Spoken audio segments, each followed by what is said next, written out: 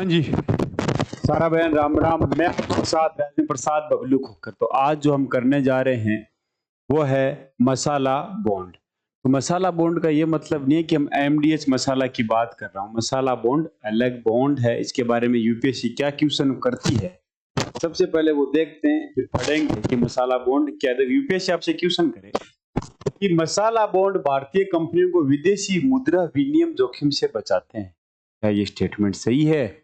आपसे पूछा जाए तो आप क्या जवाब दोगे? दूसरा, क्योंकि मसाला बॉन्ड अमेरिकी डॉलर में नामित होते हैं और भारत में जारी किए जाते हैं। इसका आंसर मैं तो दे दूंगा कि भाई ये आर गलत है, ए सही है। क्या आप दे पाओगे? क्यों नहीं दे पाओगे?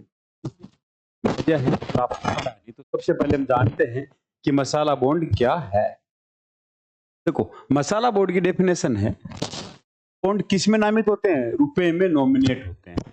पिछला जो असर्शन और यूजन वाला क्वेश्चन क्या कहता है? अमेरिकी डॉलर में नामित है, तो ये क्या होगा? गलत। किस में नामित होंगे? नॉमिनेट, डिनोमिनेट रुपए में। जिन्हें भारतीय संस्थाएं विदेशी बाजार से क्या करती है, कोई भारतीय कंपनी विदेशी बाजार से क्या कर सकती है? धन जुटा सकती है। इन बॉन्ड्स में सबसे बड़ा लाभ यह है कि मुद्रा विनिमय का जोखिम विदेशी निवेशकों को उठाना है, ना कि भारतीयों को। कि मान लो अगर रुपए की वैल्यू गिर जाएगी तो भारतीयों को उससे फर्क नहीं पड़ेगा, विदेशियों पे पड़ेगा। यहाँ पे क्या लिखा है? मसाला बॉन्ड भारतीय कंपनियों को विदेशी मुद्रा विनिमय जोखिम से बचाते हैं। भारतीय कंपनियों को बचाते हैं, सही है। अब देखो, हम पढ़ते हैं कि मसाला बॉन्ड की आवश्यकता क्यों पड़ी है, क्या है। सबसे पहले एक उदाहरण देखो। मान लो ये कंपनी है, इस कंपनी ने कोई यूएस की कंपनी से $1 बिलियन क्या लिया? ऋण लिया। डॉलर में लिया ऋण। किस में लिया? $1 बिलियन में ऋण लिया। तो उस समय $1 की कीमत थी 70 रुपए। कितने रुपए? 70 रुपए। अब ये ऋण जो वापस चुकाएगी ये कंपनी XYZ इस कंपनी को, तो वापस डॉलर में ही चुकाएगी। अब मान लो कि जब ऋण चुकाने का टाइम आया, मतलब $1 बिलियन था जिस समय लिया था, उसमें 7 करोड़ का ऋण हुआ रुपए में। अब मान लो कि ये जो डॉलर की वैल्यू है, डॉलर 5 रुपए महंगा हो गया, मतलब 75 रुपए हो गया। अब वो ऋण चुकाएगा डॉलर में, तो कितने रुपए का पड़ गया उसके? हैं? 7 करोड़ 50 लाख रुपए। मतलब उसको 50 लाख रुपए का नुकसान हुआ, अतिरिक्त नुकसान उस कंपनी को। किस चीज की वजह से हुआ? डेप्रिसिएशन से, अवमूल्यन से। मतलब रुपए की वैल्यू गिरने से, रुपए की वैल्यू गिरने से उसको कितना नुकसान हुआ? 50 लाख का नुकसान। तो इसलिए आपसे कोई पूछे कि मसाला बॉन्ड की आवश्यकता क्यों है, तो देखो, पहले मसाला बॉन्ड आने से पहले भारतीय कंपनियां या वित्तीय संस्थाएं अमेरिका वगैरह से लोन लेती, वो जल्दी मिल भी जाता, डॉलर पाउंड में मिल जाता। लेकिन फायदा क्या था? कम ब्याज थी। जोखिम ये था, अगर रुपया कमजोर हुआ, जो मैंने भी उदाहरण दिया, डिप्रिसिएशन आता है, डिप्रिसिएट होता है रुपया, ठीक, तो भारतीय कंपनियों को उधारी चुकाने में ज्यादा पैसा देना पड़ेगा। जैसे 7 करोड़ की जगह 7 करोड़ 50 लाख, तो ये नुकसान हुआ।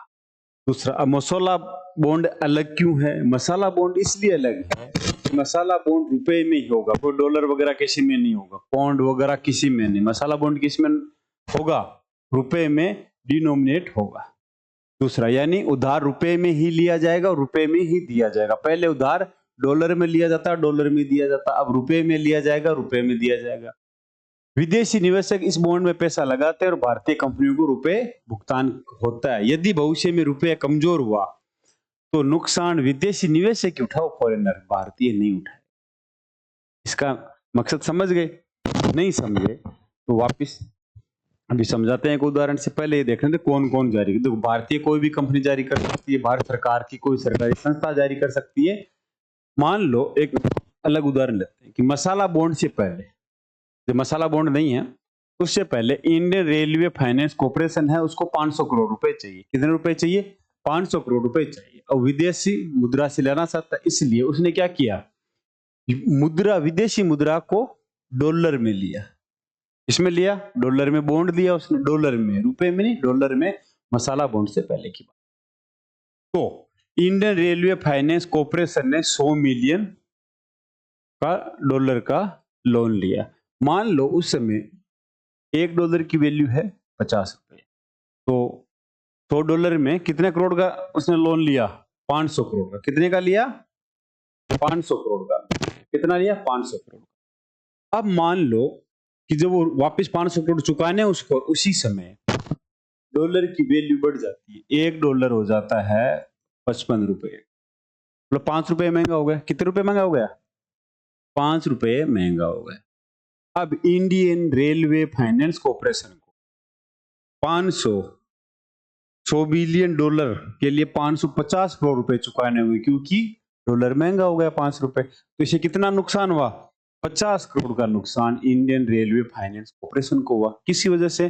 रुपए की वैल्यू गिरने से। अब देखो मसाला बॉन्ड आ गया। अब मसाला बॉन्ड से क्या होगा कि मसाला बॉन्ड के तहत इंडियन रेलवे फाइनेंस कॉर्पोरेशन ने 500 करोड़ का मसाला बॉन्ड जारी किया। ये किस में जारी किया? रुपए में जारी किया।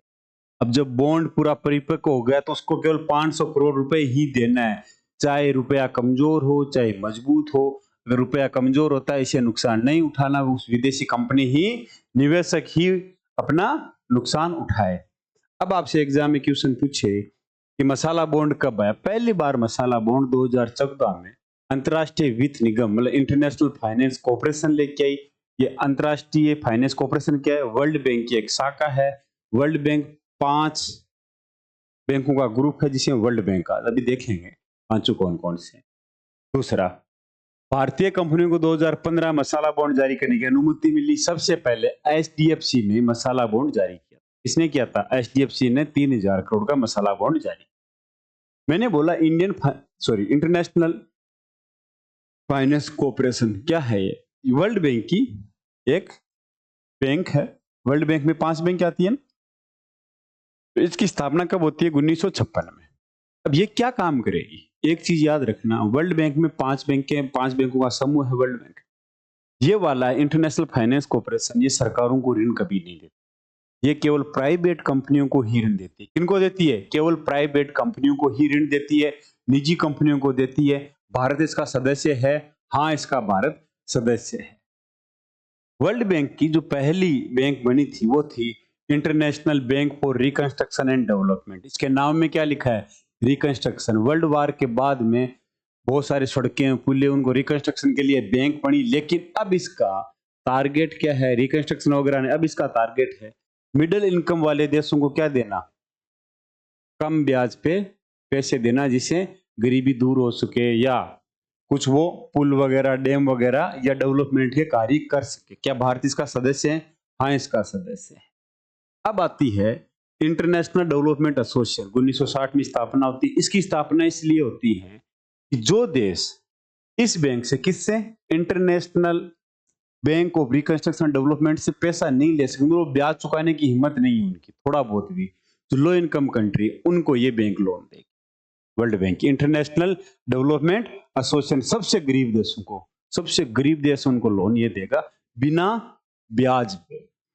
दूसरा, चौथा है ICSID international centre for settlement of investment dispute. तो सीधा सा इसका फुल फॉर्म भी ये कह रही है, मान लो आपने केनिया में पैसा लगाया और आपकी यहाँ फैक्ट्री है केनिया, उस सरकार के साथ आपका कोई डिस्प्यूट हो गया टैक्स को लेके, या उसने अपनी आपकी संपत्ति का राष्ट्रीयकरण कर दिया, कुछ ऐसा उनकी पॉलिसीज में पंगा आ गया, तो आप क्या करोगे? यहाँ आओगे international centre for settlement of investment dispute. ये क्या काम करेगा? जब कोई देश विदेशी निवेशकों के बीच झगड़ा है तो उसके विवाद को सुलझाने का ये काम करे। अब चीज याद रखना, भारत इसका सदस्य नहीं है। भारत वर्ल्ड बैंक की 4 जो बैंकें हैं उनका सदस्य है, इस 5वीं का नहीं है। जो चौथी में बता रहा हूं इसका नहीं है। लास्ट है 1988 में, मान लो यमन वगैरह में भी वार चल रहा है, सीरिया में वार चल रहा है, वर्ल्ड बैंक चाहते हैं कि वहां की गरीबी दूर हो, कुछ सोलर पावर पैनल वगैरह लगे हैं, या गांव में कुछ ऐसी योजनाएं आए जिससे प्राइवेट सेक्टर दूर कर सकता, हॉस्पिटल वगैरह बने। अब कोई प्राइवेट आदमी सीरिया में क्यों लगाएगा? वार चल रहा है।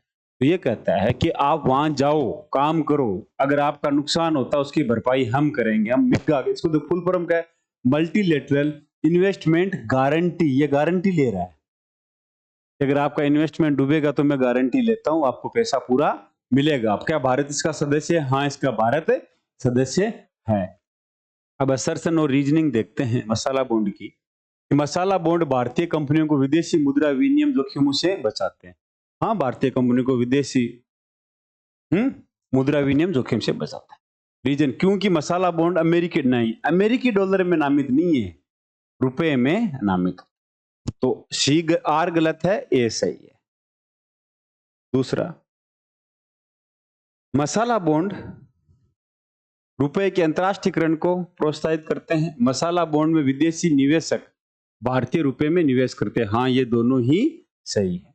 आगे, मसाला बॉन्ड विदेशी निवेशकों के लिए आर्थिक अधिक जोखिमपूर्ण। हाँ, विदेशियों के लिए जोखिमपूर्ण। अगर रुपया कमजोर हुआ तो उनको नुकसान है, क्योंकि मुद्रा अवमूल्यन का पूरा प्रभाव भारतीय कंपनियों को बिल्कुल नहीं झेलना। ये गलत है, विदेशी कंपनियों को झेलना है।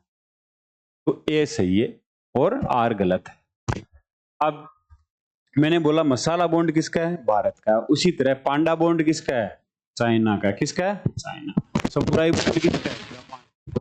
आपसे कोई पूछे समुराई बॉन्ड किसका है, जापान का। पांडा चाइना का है, मसाला हम लोगों का है। तो इसी के साथ सारा बहन राम राम, जय हिंद, जय भारत।